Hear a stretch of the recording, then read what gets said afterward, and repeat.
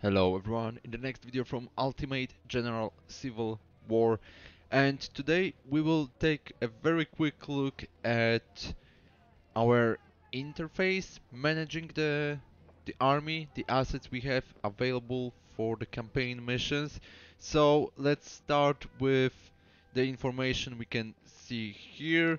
Well, maybe with the top left corner. So we have information about the year, so it's 1861, first Manassas campaign, and that's it. Then we have corps. Uh, at that point, we have only one corps commanded by myself, but later, when our army organization increases, we can create new corps. And now, what we can see at the center is the information about first corps, and each corps consists of divisions. Then each division consists of brigades. We have a couple of brigades to choose from, so let me show you. We have infantry brigade, artillery brigade, or battery if you want to call it like that, cavalry brigade, and also skirmishers. Each one is designed for different purposes, but bulk of our main forces will be consisting of uh, infantry brigades and of course artillery brigades, which is by the way king of the battlefield. So that's how we form new units. Also, for every corp, we can add new divisions by clicking that. Of course, everything depends on your army organization. The greater army organization, the more divisions in the corp you can have, and also the more brigades per division you can have. So that's how it looks like. Next, each division has its own commander, and also each brigade has its own commander as well as corps. So for the first division we have Colonel Louis Wagner.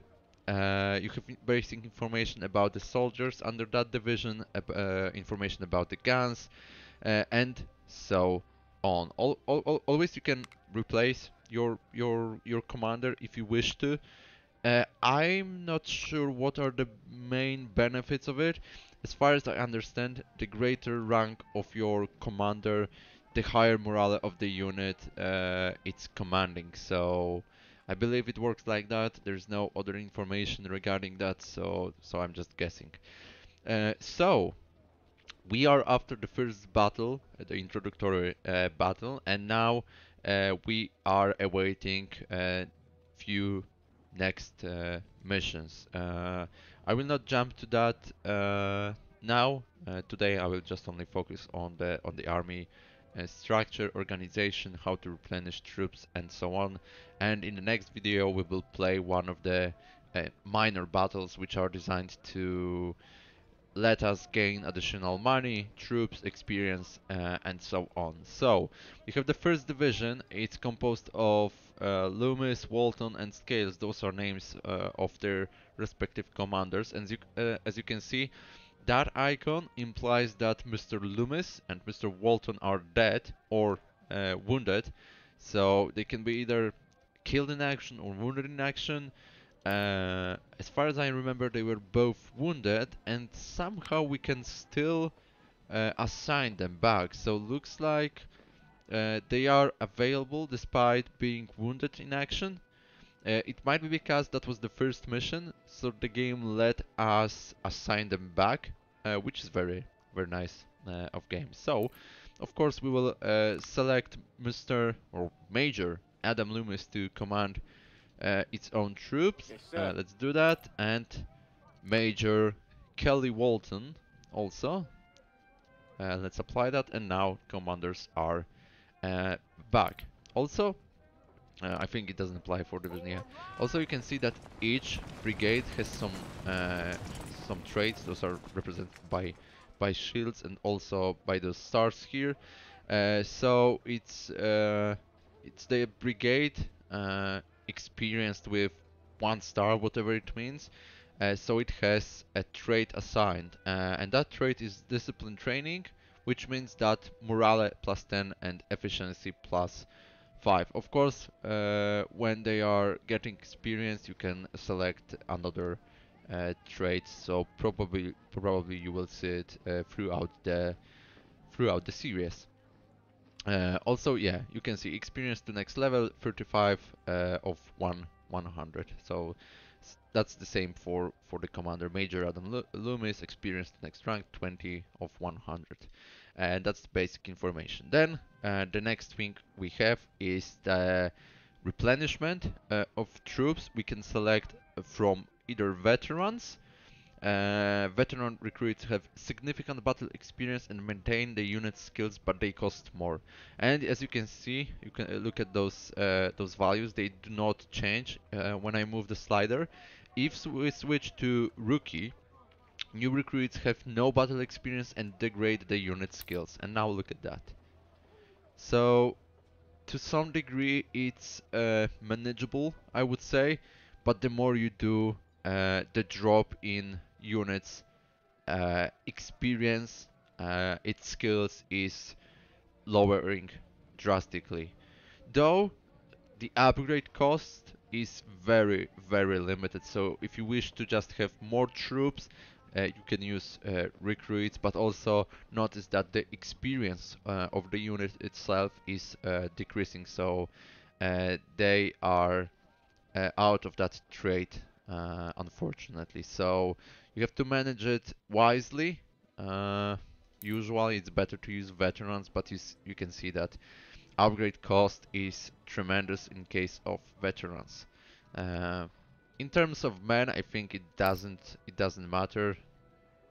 It's exactly the same, so it's mostly money which is a problem. So then we have basic statistics like spotting, stealth, and also command, efficiency, morale, stamina, firearms, and melee. So maybe let's read through them and we will learn something. Command level depends from the experience of the unit officer and his leading division commander. Command level affects the efficiency according to size of unit. Bigger units need high rank leaders to operate on maximum efficiency. So it also applies to that slider. So you can see that maximum is 1500 men per brigade, and I think that number can increase the greater our army organization skill level. So uh, with the level I have now, I can only assign 1500 men, but I believe we can increase that number. What else? Efficiency. Efficiency levels up by making kills and directly improves shooting, reload speed, and melee strength. The largest possible efficiency is achieved according to the command level of the unit. Next, morale. This rating determines morale, regeneration speed, and endurance to combat shocks. Efficiency and melee strength become lower when morale decreases. Morale levels up according to battle hours and can be affected positively or negatively by your reputation as a general. Stamina. Stamina levels up by marching in the battlefield and helps to keep condition high while fighting. Condition directly affects the morale, melee and marching speed of the unit during combat. Charge is not possible for units with low condition. Yeah, so the last information is quite crucial. Never charge if your condition is very low. Then we have firearms. Firearms levels up when shooting at targets and enhances the unit's accuracy. And last but not least, melee. Melee levels up as the unit inflicts melee kills. The higher the level, the stronger in hand-to-hand combat. I usually try to avoid melee combat unless there is a great chance to break enemy formation.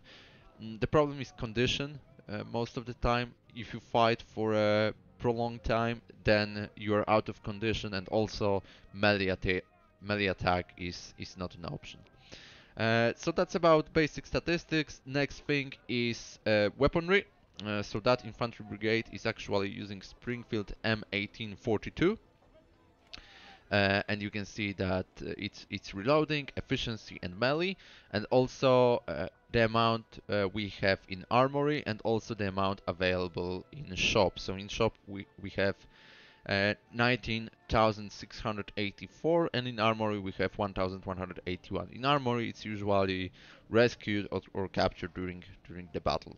Of course we can switch to a different to a different weapon, for example, Palmetto M1842. We have also information about that. That's a single shot .69 musket. I'm sorry. It was stupid. Enhanced design of Springfield 1842 percussion musket with better accuracy and improved bayonet. And you have basic statistics: damage 18, effective range 250, fire rate 40, accuracy 13.5, and melee 1991. Can we see my Springfield? Damage is essentially the same. Range also. Fire rate same. Accuracy slightly lower by 1, and melee lower by 3. So yeah, it's just a little bit better. I think it doesn't make sense to switch to that Palmetto. Of course, we have many other options like Lawrence, Springfield M1855, Harper's Ferry M1855, and Colt Model 1855. You have also the cost of the weapon. Yeah, so that's about it. At the very beginning, we don't have too many choices, but later in the game we can select better weapons, and it's quite also crucial thing. Same for the artillery. We can change ordnance. Here we have 10 pounder ordnance. We can switch to 6 pounder, 6 pounder weird, wired, interesting name. 12 pounder howitzer, 12 pounder Napoleon, 10 pounder Parrot, 12 pounder Whitworth, and each gun is designed to perform different tasks. So we can see, for example, for the howitzer, reloading is terrible, efficiency is, I would say, mediocre, but damage is absolutely tremendous. So smoothbore gun, 24 pounder large howitzer that deals great damage from medium range. So yeah. So you adjust that weaponry to your purposes, to your tactics, and so on. This is quite crucial to select proper weaponry. But yeah, for now that's it. And what else I would like to show you? We can of course create new division, new or assign new brigades. But for now, I would like to switch to armory. We have also armory, so here we can buy weaponry. As I've mentioned before, you can see that there is many more different options. There is a farmer, reboard farmer, M1841 Mississippi, MJ&G Type 2, Tyler Texas, and so on. Different weapons to choose from. Of course, they will unlock later during the game. So we have weapon for infantry, we have different weapon for skirmishers, we have different weapon for cavalry, as you can see, and also different weapon for artillery. So we can either buy weapon here, or we can just buy by switching to army here, and for example replacing the weapon. If we have 4 guns in the brigade, then we need to buy four guns from the shop. Next thing is barracks, and here we have academy and reserve, and that's basically very similar to the weaponry. If you need an officer, you can either assign the guy from the reserve, and if you don't have anybody in the reserve, then you need to take the guy from academy. And the higher the rank of the officer, the higher its cost. You can see that, for example, Brigadier General William Brooks cost 5,000, compared to Captain Victor Vaughan, which costs only $621. And the last step is career, and here in career there is information about myself, General Jakub Fraser, reputation 28, information about the last battle, capture the train station, victory, awards we received. Also there is information, yeah, about the casualties, strength of your forces used during the battle, and so on. This is really cool. We can always check how the battle played out. And then we have also our, I would say, skill tree. We have different options like politics, economy, medicine, training, army organization, logistics, and reconnaissance.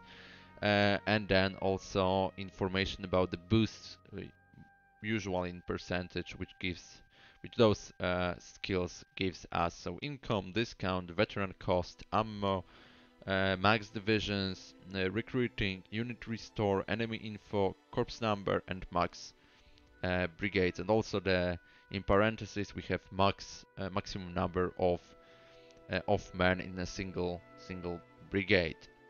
Uh, so yeah, we have one career point to assign. Probably I will go for reconnaissance before the next battle, and here you can see that if we assign 2 points, we will get information about starting army size.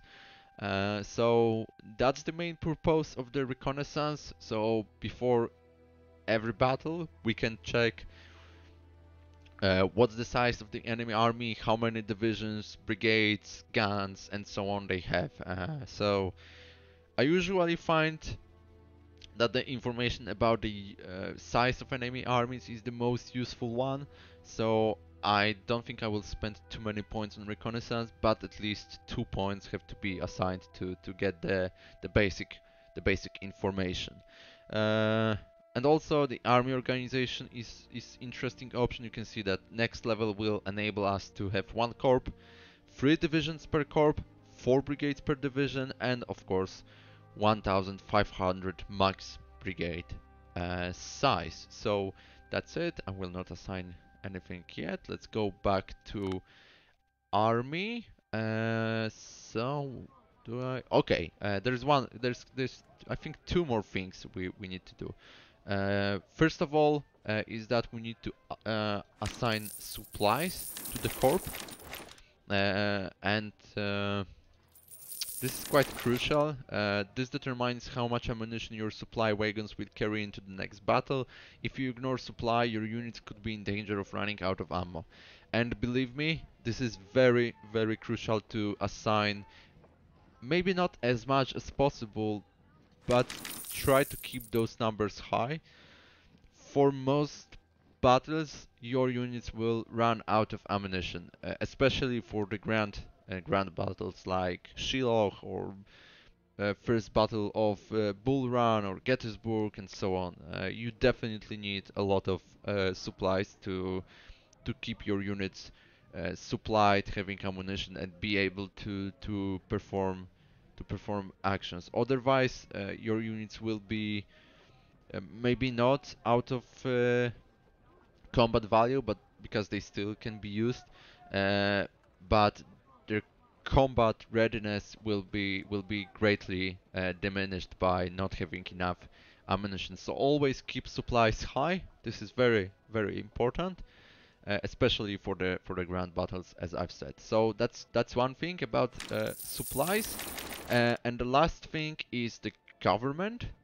Here you can order extra resources from the government if your reputation is high enough, and by having reputation, which we gain or lose during battles, we can spend the reputation, and we have 8 reputation to spend. 8. We can buy 2000 Palmetto M1842 for 4 reputation. We can buy 6 10-pounder ordnance for 4 reputation, or we can hire Brigadier General John Gibbon for 4 reputation. And quick introduction to reputation. The government is still skeptical of your leadership skills, but is willing to support you. You may ask for some extra resources if you desperately need them, but you risk decreasing your reputation to critically low levels. No morale effect. So yeah, reputation is basically a tool to ask for example, more money, more men, new weaponry, and so on. This is quite vital to remember that, and also use that. Okay, I think that would be it regarding the. Uh, I think I will call it armory. I can quickly show you battle map. This is interesting. So when we switch to battle map, we usually see the correspondence. We have captured message. Dear Mr. President, the enemy General Jakob Fraser has been highly successful these past few months, and I think we desperately need to change our plans. I am suggesting a meeting between our top commanders to discover a way to beat this devilish army. That's the information from Colonel Hermann Force. And another captured message: we cannot match the Union's superiority in manpower. We do what we can. So please don't argue and accept those 11,900 green rookies into your army. After all, the war will soon teach them how to fight. Colonel Jerry Dering. And we have the map. So on the map you can see that we have a symbol like that, and that says about, that represents a grand battle, and that's the true historically accurate battle which happened in our history. That's a first Bull Run battle. And also we have those minor battles, and those minor battles are designed to gives us extra money, extra men, and also additional reputation. Of course, you can see that for victory we get money, we get people, and also reputation. But if we achieve draw or defeat, then of course we will get additional money and men, but we will lose reputation. And if your reputation decreases to critically low level, I don't remember the number though, then the campaign will end. So keep that in mind. Usually, of course, if you fail mission, you load and you try again and again. That's how it works. Honestly, I don't know. I think in legendary mode maybe you cannot do that. I'm not sure, but yeah, that would be it. So you can select between grand battles and minor battles to improve your economy or army economy. Also, you have the report. Okay, that's it. We have the information about our army. So it's 30 to 35,000 training and also armory. I don't know what it says. Let me. Oh, we have information. Interesting. Intelligence service. Here you find enemy data gathered by espionage for the below categories. Army. The total estimated size of the armies that oppose you. Inflicting casualties reduces manpower, which affects the enemy strength in your next battle engagement. Okay, this is cool. So each battle you play, it should affect the next battle. Uh, Training. The average experience of the enemy army. High numbers make it probable to confront well-trained or veteran troops. Okay. Armory. The average quality of enemy weapons. High numbers mean that the enemy soldiers will have access to weapons of latest technology. Okay. It's worth noting. So it's also important to upgrade your units if possible. And report intercepted messages or warnings issued by your military intelligence service are details that may help you learn more about your enemy. And I think I've said everything, so that would be it. In the next episode, I'm going to uh, replenish my troops, maybe create well, not maybe, I have to create a new division, also assign new brigades and prepare for the next minor battle before first battle of Bull Run, and also update my career here. So that's something for the next video. I hope you enjoyed and see you in the next one. Once again, thank you and goodbye.